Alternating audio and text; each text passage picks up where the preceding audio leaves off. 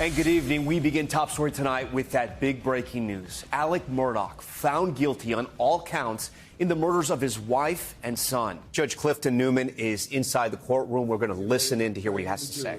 Have you reached a verdict? Yes, sir, we have. Is it unanimous? Yes, sir, it is. All right, if you will pass it up to the clerk, who will pass it to me. And you may be seated.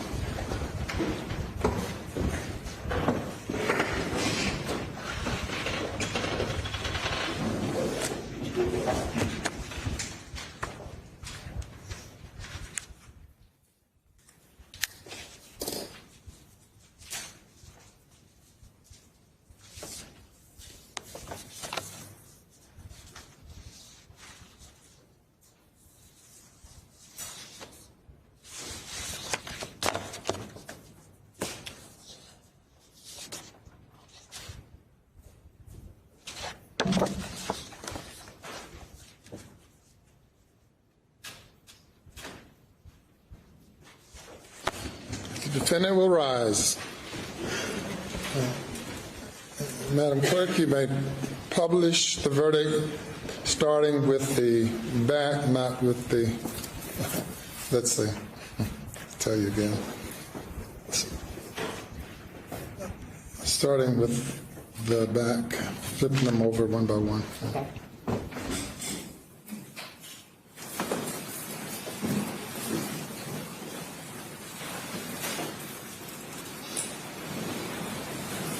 State of South Carolina versus. Docket number 2022 GS 15-00592, the State of South Carolina, County of Colleton, in the Court of General Sessions in the term of 2022, July, the State versus Richard Alexander Murdaugh, defendant. Indictment for murder, SC Code 16-3-0010, CDR Code 0116. You want me to turn it? Okay. Guilty verdict. Signed by the forelady, 3-2-23. Docket number 2022-GS-15-00593, the State of South Carolina, County of Colleton, in the Court of General Sessions, the July term of 2022. The State versus Richard Alexander Murdaugh, defendant. Indictment for murder, SC Code 16-3-0010, CDR Code 0116. Verdict, guilty, signed by the forelady, date 3-2-23.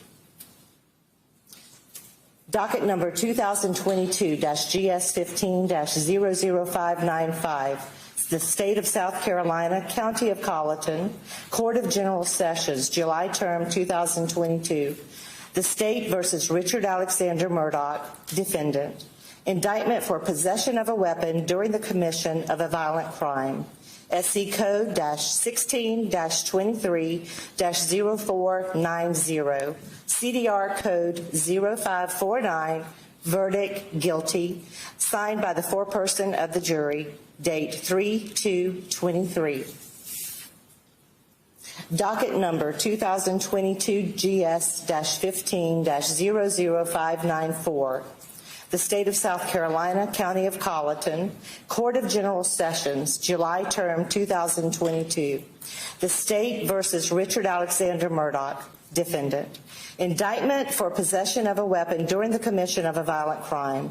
SC Code 16-23-0490. CDR Code 0549. Verdict guilty. Signed by the foreperson of the jury, 3-2-23.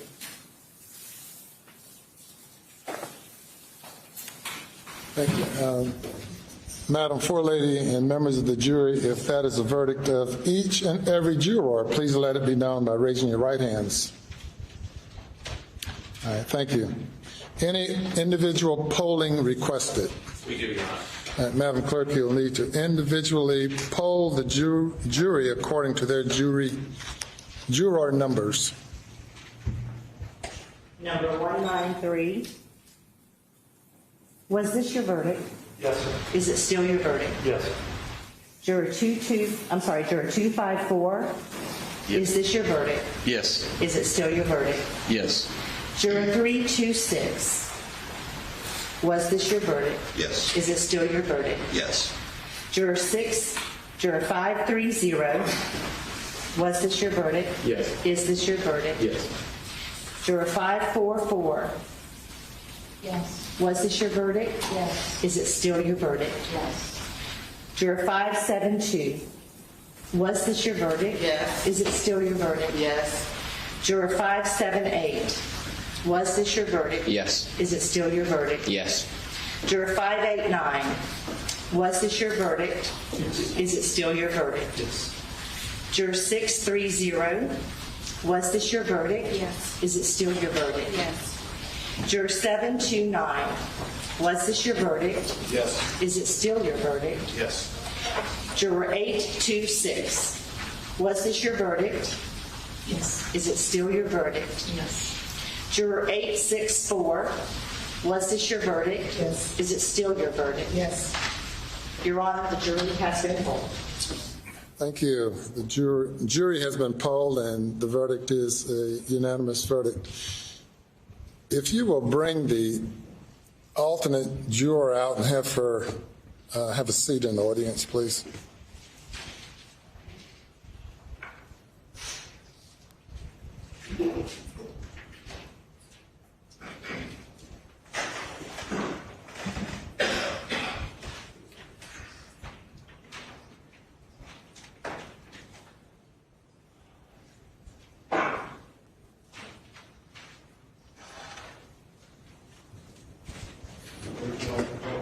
You can stand there or you can sit back there, whatever you prefer. Okay. Are there any post-trial motions? None from the state, Your Honor. Your Honor, we would just renew our previously argued motions for a directed verdict, and at this, on the grounds, on those grounds, we would make a motion for a mistrial and to set aside the verdict. By the state, response. Your Honor, based on our previous arguments, we would submit that the case properly went to the jury and the verdict is proper, and we rely on those arguments.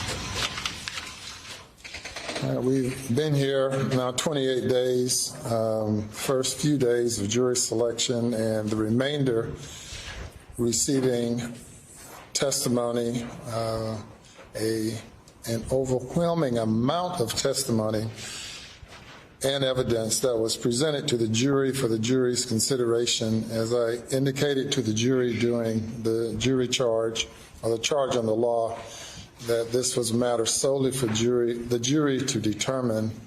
The court found at the end of the state's case that there's sufficient evidence to find the defendant guilty if the evidence was believed by the jury.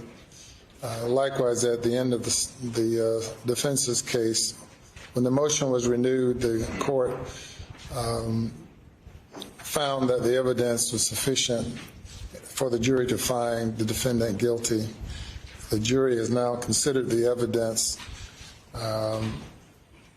for a significant period of time, and the evidence of guilt is overwhelming, and I deny the motion. Mr. Murdaugh, you now having been found guilty of 2 counts of murder involving your wife and your son, 2 counts of possession of a weapon during the commission of a violent crime, the burden now comes upon the court to impose a sentence. Given the lateness of the hour and the victim's rights that must be taken into consideration and complied with under the Victim's Bill of Rights, and consider what I would anticipate to be a number of people who might have something to say regarding sentencing, we will defer sentencing to a later date. Of course, the minimum sentence for murder is 30 years. The maximum sentence is life imprisonment as to each count. And on the weapons charge, the sentence is up to 5 years, or 5 years, which has to be concurrent if a life sentence is imposed.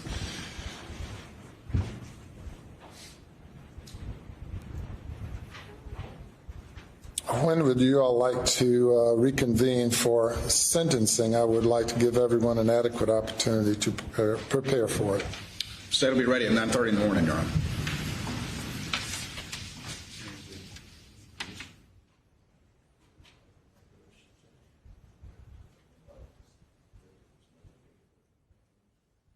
We could do it at 9:30 tomorrow morning also. All right. The defendant is remanded to the custody of the Colleton County Sheriff's Department.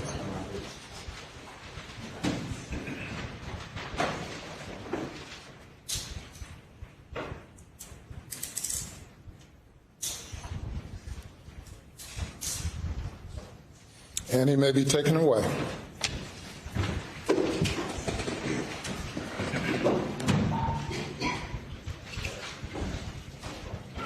You are looking live right now inside a courtroom in Walterboro, South Carolina. The defendant there, Alex Murdaugh, convicted of murder, of murdering his wife, of murdering his son.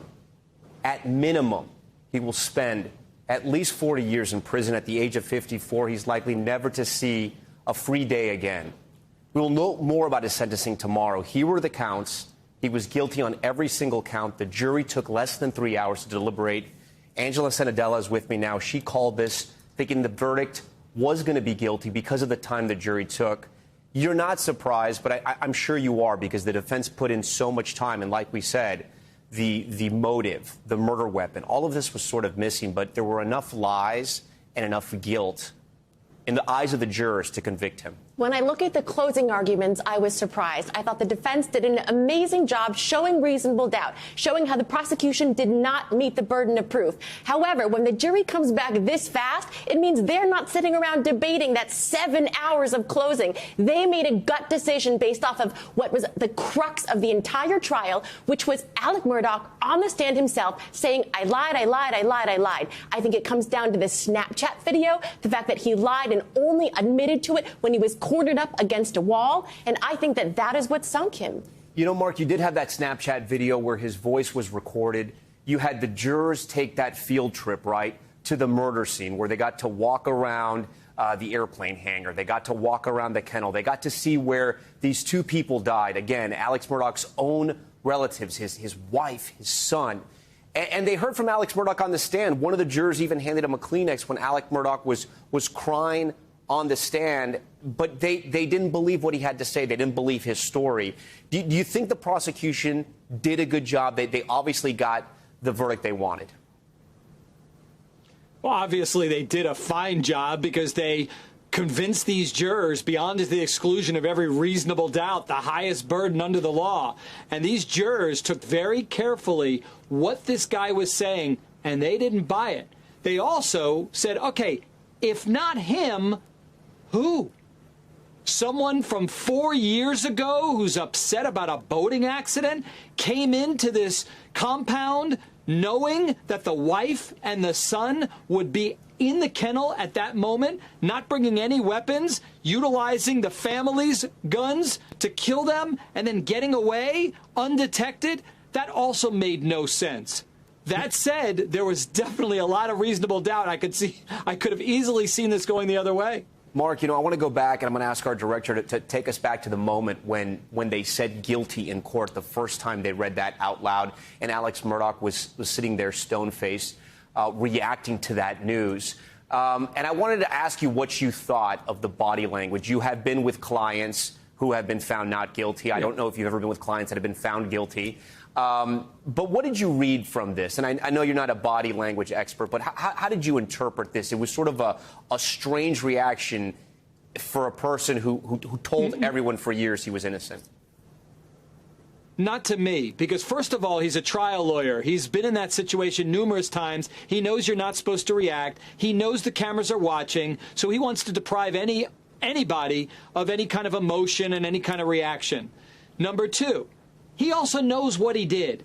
He knew from day one that most likely it was an uphill battle. And then the minute his voice was on that recording, he knew that his chances were snowballs, you know what. You're so saying, Mark, to stop you, you're essentially saying when we were watching Alex Murdaugh just now, we were watching a man who was realizing he likely was going to die in prison. Yes. He knew that before he started this trial. He knew that in preparation for the trial. He was hoping that he could pull off reasonable doubt. And the minute that his friends and family said that's his voice on the video, he knew strike 2.999, almost 3 strikes. And then, against his attorney's advice, I'm going to try to figure this out. I'm going to try to save it. So he took the witness stand and had to admit to abhorrent conduct, to being a liar to everyone and everything, almost not worthy of any belief. But he gave enough to maybe get us thinking there's a chance they were going to buy it. But they didn't. Our NBC News reporter, Katie Beck, who has essentially lived in that courtroom for the last 30 days or so, joins us again live tonight. Katie, your thoughts on this? You've been covering every aspect of this trial, every angle. You've done a lot of television hits, but also a lot of reporting for us. What's your takeaway?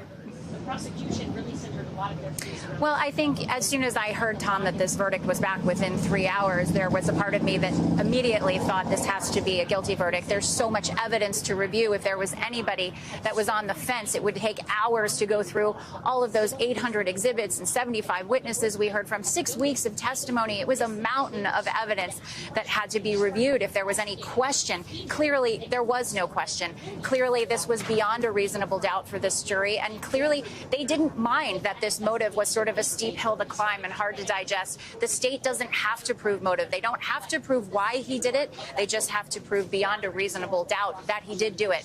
And it seems that this jury fully believed he did do it. There was a lack of direct evidence in this case. We didn't have surveillance video. We didn't have murder weapons. We didn't have eyewitnesses. We did have a lot of electronic data, and a lot of that really helped lay out this timeline. And if it wasn't for that critical piece of kennel video that happened just moments before these murders, I do agree with prosecutors, what they said in their rebuttal. If it wasn't for that piece of video, would Alex Murdaugh have ever admitted that he lied about being there? Would we even know he was there? How would this case be different? It would be very different. So again, it really does come down to some of that electronic data in terms of evidence, in terms of convincing this jury that there was simply no reasonable way someone else could have been there that night and committed the crime in that very short timeline. The judge in this case, Judge Newman, said that they're going to possibly hear some impact statements at the sentencing when that happens. And again, he could be sentenced to 30 years to life in prison for these murders, plus an additional 5 years, 2 counts of the 5 years. So you add up 10, at least 40 years in prison. He's 54 years old right now. But who do you think is going to show up there? Because this case is so strange in the sense that the accused is next of kin of both. He's the father and he's the husband of the victims. So who do you think is going to show up to testify? Is it the victims of the financial crimes? Is it his wife's family? His son, his surviving son, tried to help him out. That didn't work out. So I'm just wondering who we're going to hear from. Yeah, absolutely. We will hear from several victims of the financial crimes. I've actually heard from several of their attorneys that they've already been slated. They've been waiting because obviously these witnesses have to be sort of on standby when this verdict comes down, that they're going to be next in line to get up on that witness stand and tell the judge why Alex Murdaugh deserves the sentence they think he deserves. So, yes, we do know that some of the victims from those crimes will be testifying. But I also think Alex Murdaugh has the ability to speak as well. He likely will. And in the case where he has pled not guilty, I think he's going to have to take some ownership of some of the things he's done. Also, taking the stand will probably be some of his family. They have been in the court throughout this whole 6-week period. Every day there has been a pretty steady showing of his brothers, his sister, his surviving son, Buster. Buster did take the stand, but didn't really show a great deal of emotion or even affection for his dad. But the fact that he's been here every day has probably spoken that he's supporting him, at least. So we expect to hear from several members of the Murdaugh family as well. And we just saw Buster there in that video. Angela, I wanted to ask you, what did you take away from Buster? I mean, he sat there stone-faced, right? He was a member, or he participated in this trial. He was there, like Katie said.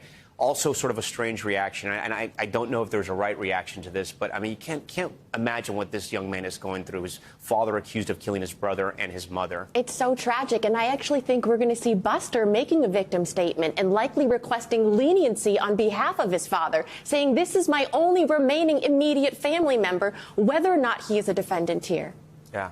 Mark, final thoughts from you. When you see this case, it was followed by the entire country. Do you think it was a mistake, or was it the right play to put Alex Murdaugh on the stand?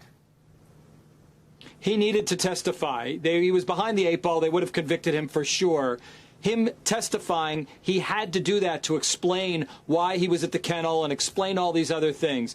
There was nothing he could do. You know, he did it, and the only question was whether they could prove it.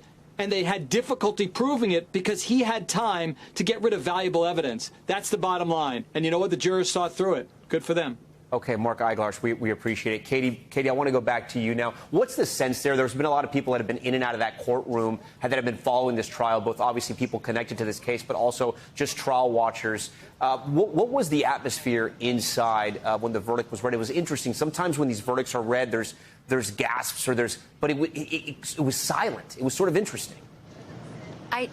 Yeah, it was a somber moment more than one of celebratory or even shocker. I mean, I think, like I said, a verdict this fast is always going to lend people to believe that it's a guilty verdict. So I think there was some expectation there as well from Alex Murdaugh. He's an attorney.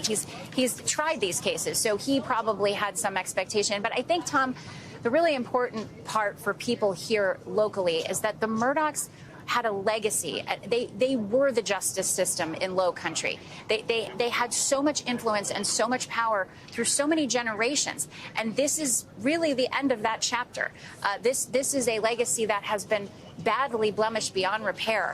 And I think, if anything, you know, I do know the family has great ties here. Their law firm was one of the most successful in the state, and they've had to change the name to eliminate Murdaugh from it, if that gives you any indication. I mean, I think there really is sort of a changing of the guard here in Low Country in terms of power, prestige, prominence, and sort of this disgraced family that have finally met an accountability. I think for many people, their view is that's the first time. And Katie, I wanted to double check this, but it was right. The judge essentially saying the sentencing hearing is going to happen tomorrow at 9:30 a.m. So this is happening pretty fast. Yeah, and that's standard in South Carolina. Sometimes judges will go into the night. We were actually wondering if he was just going to roll right out of the verdict into the sentencing. A lot of judges do that. He says coming back tomorrow. That is pretty standard. And we will hear, as you said, from several witnesses tomorrow. It should take probably no more than a day. The judge will be the ultimate decider of what that sentence is. The jury has been dismissed. Okay, Katie, back outside that courthouse where there's a lot of action right now as people are starting to trickle out. Angela, I want to go back to you. You know, the prosecution, and even here in Top Story, we were talking about this, criticized for sort of their lengthy closing arguments. Sometimes their cross-examination, right, lengthy into the financial crimes, and people kept asking, just get to it. Where are we going with this? But sometimes that methodical, almost academic, almost boring approach can work with jurors, right? Well, it's hard to tell. It's not going to, I don't agree that it necessarily worked. It's saying that it didn't hurt them. At the very end, we saw the prosecution actually roll back in their rebuttal closing and say, well, we're not going to focus on motive because remember, jury, motive doesn't matter. So perhaps the jury really took that to heart and didn't get into the whole financial stuff. They just took a look at Alex Murdaugh himself and said he lied on the stand. He lied about being there. He has no alibi, no credibility. He's guilty. You think, because we've said there's no murder weapon was ever found, it was unclear the motive here, but there was that Snapchat and there was the admission of the lie. You think those two things together are sort of what ended this trial, or was it simply the Snapchat video? I think the Snapchat video was huge. Because he also had friends who testified that's his voice. He had people who said that there's no doubt that's his voice. And as we hear so much about the timeline, it's also the timeline of the Snapchat video. We heard as late as November of 2022, he actually was saying that he was not there. And this is the video, just so our viewers are understanding, this is the Snapchat video where his voice could be heard inside the dog kennels. Yes, the first time he admitted this was on the stand. So whereas he had this great defensive argument where he said, look, I was in this drug-addled, paranoid haze, and so that's why I lied before, that doesn't pull through till November. That doesn't pull through to the beginning of the trial. Yeah. I also wanted to ask you, what was your opinion about Alex Murdaugh taking the stand? I mean, did he kind of have to? Did he have to sort of put up that last defense and fight for his life? You know, I was on the show a week ago. I said it was a Hail Mary, and that's what it was. Once the Snapchat video was released, once not only the prosecution, but also the defense witnesses got up there and said that is his voice. He is essentially lying about being there. He had no choice. He had to get up there. He had to come up with some sort of excuse. He was hoping that saying that it was a drug-addled paranoia would get him out of it, get him some sympathy, some empathy. But apparently it didn't work. It was not enough. The drug addiction, that came up over and over again. He admitted to being addicted to pain pills. He says it's the reason why he committed those financial crimes. It's the downfall of his life, if you will. It didn't earn him any sympathy, at least we don't think, with this, and maybe even led jurors to believe possibly it was the reason why he ended up killing his wife and his son. Well, Tom, it's possible it did give him a little bit of sympathy, but it doesn't equate to logical conclusions there. It's not, look, if he was in this drug-addled paranoia, then perhaps he lied in that moment, but guess what? Perhaps he also then murdered his family. There's no logical conclusion that the drugs would lead you to one paranoid incident, but not the other. Yeah. As these sort of final moments are playing out in this trial and sentencing is happening tomorrow, what's your sense of what the judge is going to do? This judge has seemed lovely, by the way. He seems very fair. I think he, though, did say the evidence is overwhelming in his guilt. So I think we are going to see some sort of extensive sentencing. But I do think we're going to hear Buster on the stand. And I want to hear him talk about how, look, we should be lenient because this is his only remaining family member. There's also going to be a question of whether or not he's going to create extra harm to the community. Is he actually dangerous at this point? Probably not. Alex Murdaugh, is he still dangerous? I mean, but you could argue he possibly still is dangerous. Well, you could, but given that this is an intimate family murder, like that usually doesn't cross-apply. Right. But I mean, he's going to get 30 years at least. Yes. That is the minimum. Yes. And up to life. Yes. You wouldn't be surprised if he spends the rest of his life in prison? No, I think that's where likely, he's headed. Yeah, the rest of his life. And at the age of 54, with the other counts as well, the weapons charges. I mean, even if he gets 30, you're at 40 years there with those other charges. They add both 5 years, so it's going to be a tough. He's never going to see the light of day again outside of a prison wall. As far as how the defense sort of put together and honed in on that, there wasn't a clear motive. There was no murder weapon.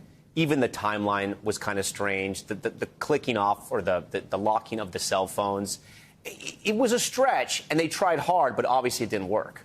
I was kind of sold, but this is the problem with the jury, is that they tune out at whatever point they decide they've made a decision. That could happen in the beginning, the middle, or the end. Alex Murdaugh was the star of the trial. That's what people want to know. What is he saying? Is he credible? That, to me, was everything. How much did it hurt Alex Murdaugh? The prosecution spent a lot of time on this issue that he tried to pretend like he was law enforcement, right? His family had deep ties in this southern community. They had been part of law enforcement before. He carried around a pseudo badge. He had lights on his car, police lights on his car, almost painting a picture that he thought he was above the law. How much did that hurt his credibility?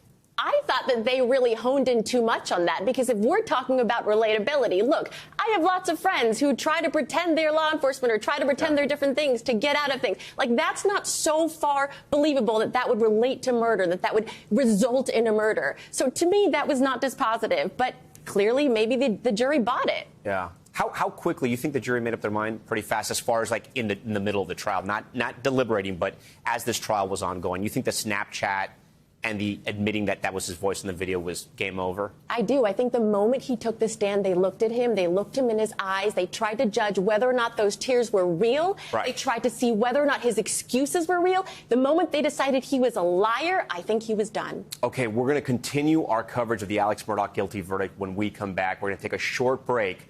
We'll be back right after this. And welcome back to our special coverage of the Alex Murdaugh murder trial. This right here were some of the final moments of this trial as Alex Murdaugh was handcuffed, being led away back to jail, where he is likely to spend 30 years to life in prison. Today, a jury found him guilty on all 4 counts, guilty of killing his wife, guilty of killing his son, along with 2 other weapon charges. Katie Beck has been covering this case for us from the get-go. And Katie, Alex Murdaugh is an attorney.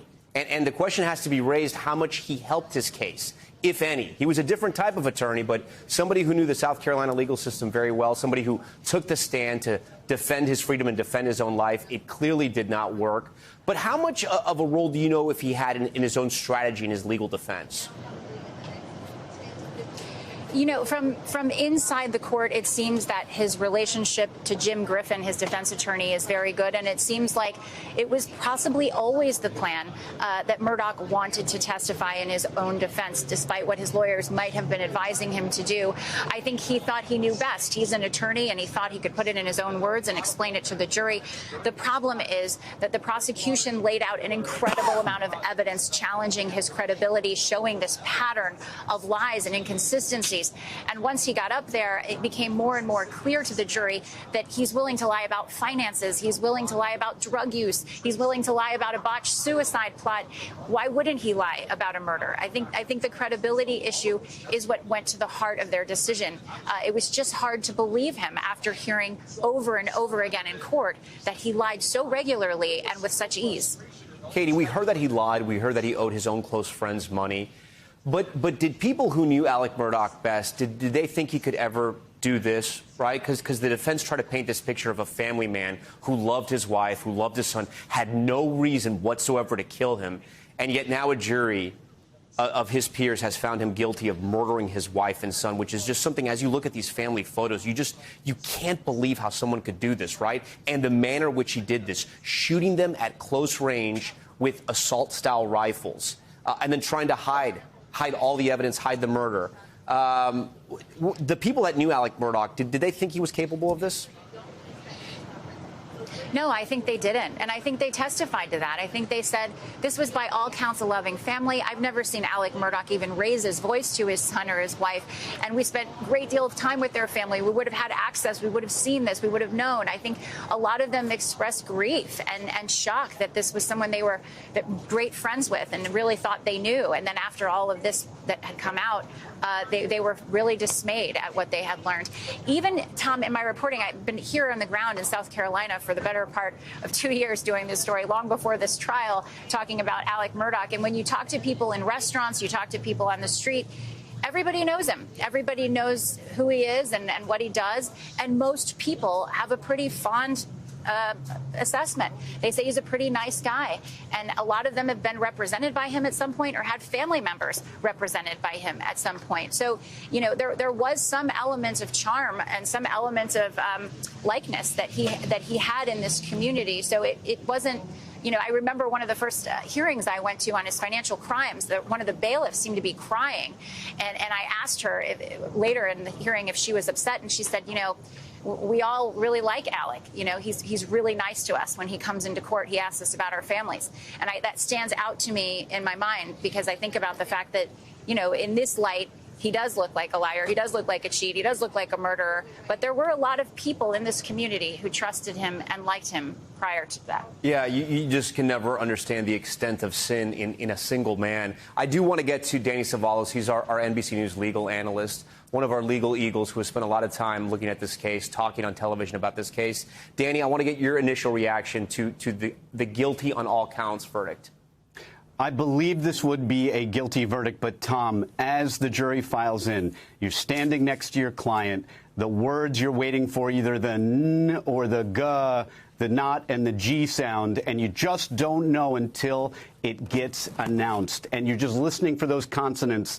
and you don't know. And that's what happened, I'm sure, for both the prosecution and the defense here. They didn't know until the verdict was read. As much as I could have told you that there was enough evidence to find this defendant guilty, and as much as Judge Newman said as much when he denied the motion for a judgment of acquittal or a directed verdict, it was still up in the air. Even a short deliberation process is not a tell, because it could go either way. It could be people that walked into that room and said, we all agree the state had nothing on this guy.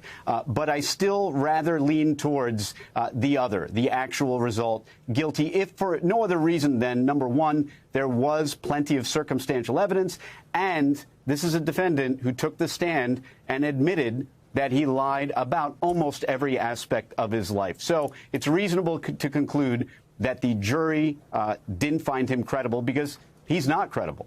Danny, I do want to ask you, I know it's not the defense's job to point the finger to who did the crime, right? They just have to make sure that the jury knows their client didn't commit the crime. But did the defense not spend enough time in trying to say who would do this, who would kill this wife and this son? I know that the theory out there was the people who made threats on social media, and Alex Murdaugh tried to taint the waters with what he told police. But should the defense have maybe helped the jury or lead the jury in a way to say it wasn't our client, it was X? Or is that just too difficult? You're right in that they don't have the burden, but if you can develop an alternate theory, that is very good for your defense. I think, and we may never know for sure, because defense counsel will probably never tell us, but I think they did the best they could with a really bad set of facts. And I think evidence of that is the fact that they alluded to this third party through pieces of evidence. Some engineer saying that the shooter was 5 feet tall. Murdaugh on the stand saying people said awful things about Paul on social media, but none of those social media posts were introduced. It was just Alex's own memory, anecdotal evidence. Those little pieces suggested to me that they really couldn't have gone for a true third-party theory, because they just didn't have the evidence. And when that door closed to that jury room, I expect that the jury may have discussed this and said, look, it's not his burden to prove, but there's no evidence that any other human being was on this sprawling property that belonged to the Murdaughs, and that would have known that the victims were down by the kennel there, right over there, at the time of the shooting. And by the way, the time of the shooting is something the defendant lied to law enforcement about. This was always a case with a lot of evidence in favor of the prosecution. Alex Murdaugh may have put them over the edge when he took the stand and explained away that evidence by saying, well, I lied about things. You think it was smart to take the jurors to the crime scene as we're looking at scenes from the house? The family home there, their hunting estate where this happened. Was that a smart move? I am guessing that the defense realized they needed something, anything. And if that meant loading everybody onto a bus, letting them stretch their legs and see this property, maybe that was their theory. But I do think that there were many parts of that visit that may have inured to the benefit of the state. The most notable to me would be, hey, these people are, remember, they couldn't talk. They couldn't talk to each other. They couldn't talk to anyone. So you have a silent tour of a murder site. That can be very sobering. It can be spooky. And it may leave jurors wanting to punish someone. And that someone was sitting right in front of them. So not only that, Danny, I mean, it's spooky. And you take a family murdered in cold blood amongst animals and left out there. I mean, that had a weigh on jurors. You know, that is something they probably would not have forgotten and thought about. Even if Murdaugh had a dream team, right, defense team, do you think the Snapchat video made this case unwinnable? I think Murdaugh had the closest thing to a dream team. They did everything they could with bad facts, and that's the key. Prosecutors get to pick the facts that they indict and take to trial. The defense never gets to choose their facts. They take them as they get them, and a lot of times, I have to tell you, they're not so great, and those are the ones that you plead out. But sometimes you can't plead them out if your client insists on going to trial, and we may never know that either, whether or not that was a defense-driven or a client-driven trial that we just saw there. Given Murdaugh's tendency to say and do whatever he wants and his belief that he can explain his way out of trouble, there have been suggestions, including defense counsel saying Mr. Murdaugh wishes to take the stand, that lead me to believe that maybe going to trial and maybe testifying was the client's choice. And look, clients live in a paradox. They want to do things their way, but they seem to miss the fact that doing things their way is why they have you as a lawyer now. Angela, I want to ask you, is there any chance for an appeal here? I mean, can they file for it? It was a pretty quick verdict. I don't know if that matters or not. Explain it to me. I think they are going to file for an appeal, and I feel like we're going to go back to this motive. They're going to go back to having brought in this financial evidence and claiming that it biased the jury, that it was propensity, and that's not what that evidence is supposed to do. When that evidence was brought in by the prosecution, it opened up a window of many questions, so I think that could be the basis for appeal. You had a lot of people interested in this case, and today, on the day the verdict was handed down, you had a juror that was dismissed earlier in the morning. Could that play into any type of mistrial? I know an alternate was added right away, but could that play to Murdaugh's hand? I think it's unlikely here because I don't think that there is any proof or any sort of evidence, but there are often issues with jury that are grounds for appeal. So if they could find that any of the jurors currently did anything, who are on the stand right now, who were part of the jury pool, if they did talk to anybody, that could be grounds as well. Angela Senadella, Danny Savalas, we appreciate your analysis. We're going to be right back after a very short break. Stay with us.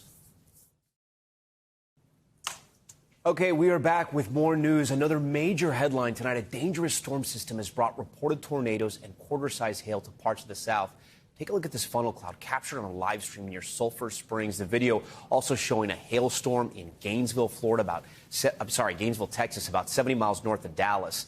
And we're also hearing of reported tornadoes near Shreveport, Louisiana. I want to get right over to meteorologist Bill Cairns. Bill, it's been a busy night, I know, for the weather team. Yeah, we're in the middle of our severe weather outbreak. This Fort Worth area just experienced 60 to 70 mile per hour wind gusts. We know there are power outages in the area, and now it is heading right over the top of downtown Dallas. This little red polygon here, this is a tornado warning. It's not for downtown Dallas, but it is on the loop outside of here, heading out of town on 495 and right along Interstate 20. So we'll continue to monitor that. This is a radar-indicated tornado, not a confirmed tornado by spotters on the ground. We've also been watching numerous strong storms near the Shreveport area. We have had a couple confirmed tornadoes in that area. So here's our confirmed tornadoes, and we just upped one. Now we got 4 total. This is Dallas, this is Shreveport, and you can see where they were located. We've had reports of one mobile home that had a roof damage, and also at the LSU Shreveport campus, there's been a report of some damage at the college. That's the only report I got. I don't know exactly how bad it was, but it was bad enough that they've reported that damage. So we'll continue to monitor that part of this story.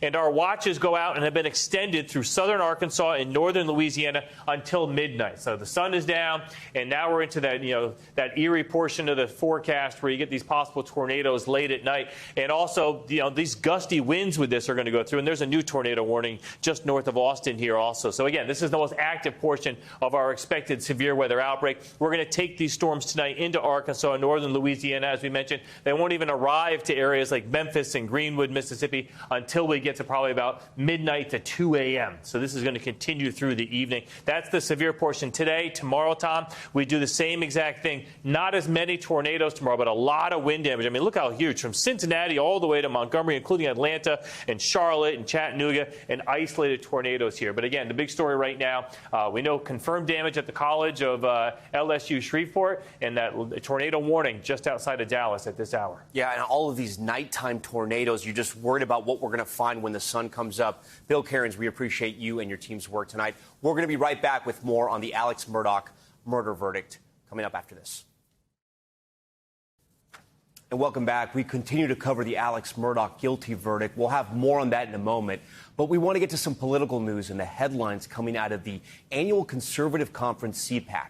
Former President Donald Trump is headlining the event, but other GOP stars like Governor Ron DeSantis and former Vice President Mike Pence not on the schedule, further highlighting a growing split within the Republican Party. Vaughn Hilliard is there for us tonight and caught up with Donald Trump Jr. Tonight, CPAC underway, what was once known as the conservative kickoff to the presidential campaign. Welcome to CPAC, everyone. But this year, the headline is who is not here. Rising star, Florida Governor Ron DeSantis, and former Vice President Mike Pence, both likely to run in 2024, but both no-shows. Let's look at the facts. The event, now a Trump show, with the former president to give Saturday's featured address. What do you make of Governor DeSantis not being here this weekend? Haven't thought about it. Those close to Trump acting like they don't notice the lack of big names. Other Republicans, including Speaker McCarthy, are not here. You are here. Why are you at CPAC? Are you kidding me? Listen, these are the activists of our party. We can't do anything without them. But many in the GOP saying the event has lost its luster. CPAC over the years has kind of gone downhill. It's no longer CPAC. It's TPAC, Trump PAC. The main speakers today taking shots at President Biden, including his response to the toxic spill in East Palestine. Everyone here is horrified at the derailment in East Palestine. That's right. And JD has been fantastic. Joe Biden completely AWOL. Pete Buttigieg, what the hell does this guy got to do to get fired? DeSantis in polling, appearing competitive with Trump over the last several months. But recently, Trump has widened his lead, something he hopes to cement in the unscientific CPAC straw poll after his speech this weekend. But some voters still open to a Trump challenger. I'm interested in hearing from all candidates and seeing who I feel is going to unite the party and really be the best leader and our best chance to win in 2024. Presidential candidate Nikki Haley will be here on Friday, as well as potential hopeful Mike Pompeo. But the absence of other marquee players replaced by other speakers like Carrie Lake, who is still pushing the claim that her election for Arizona governor last year was stolen. Now, Tom, as for the presidential politics of this, I was talking to a great number of the folks in this room, and there were a bunch of Trump loyalists here, and they were met this afternoon by the news that the former president will be making his first stop to Iowa of 2023 in just a week and a half from now. But first, next week, it's Florida Governor Ron DeSantis who will be in the state. He's not an announced candidate, but he will be making a stop in the Hawkeye state, I'm told, alongside the likes of Iowa Governor Kim Reynolds. Tom? 2024 already heating up. All right, Von Hilliard, great report. We appreciate that. And we'll continue our coverage of the Alex Murdaugh guilty verdict when we come right back. Welcome back to our breaking news coverage of the Alex Murdaugh guilty verdict. It came in less than an hour ago. Jurors taking about 3 hours to reach that guilty verdict. Ellison Barber is one of our NBC News reporters who has been covering this case down there in South Carolina. Ellison, you've been covering a lot of different angles, a lot of different days. Talk to me about your thoughts on this verdict. You know, it was interesting to see Alex Murdaugh's reaction as the verdict was read, because he really didn't have much of one at all. Towards the end, after there was the guilty on the fourth count, you saw him sort of pull his lips in. But other than that, there was relatively little reaction other than a clenched jaw here and there. It's very different than the very emotional Alex Murdaugh we saw throughout this trial. Anytime there were photos brought up from that night, anytime there were descriptions about his son and wife, the conditions they were found in, he was highly emotional. He was very emotional on the stand. But when this verdict was read, Tom, very little emotion. We watched as he was placed in handcuffs and led out of the court. At different times when he's come in and out of the court, he has looked back at times at his family. They've been seated in the same row almost since the very beginning of this trial. They have been at the trial the entire time, but moved to a different row at some point. He did not look back once, even though we could visibly see, and you can see in the video, his son sitting back there, his sole surviving son, Buster Murdaugh. I did not notice him look back or try to make contact or anything with him. That was an interesting moment. This was a case that really didn't have a lot of direct evidence, but the jury felt the circumstantial case was so incredibly strong that they quickly reached a verdict. Tom? There was enough there. Again, the sentencing happening tomorrow. He could face 30 years to life in prison. Thanks so much for watching Top Story. I'm Tom Llamas in New York. The news continues right now. Thanks for watching our YouTube channel. Follow today's top stories and breaking news by downloading the NBC News app.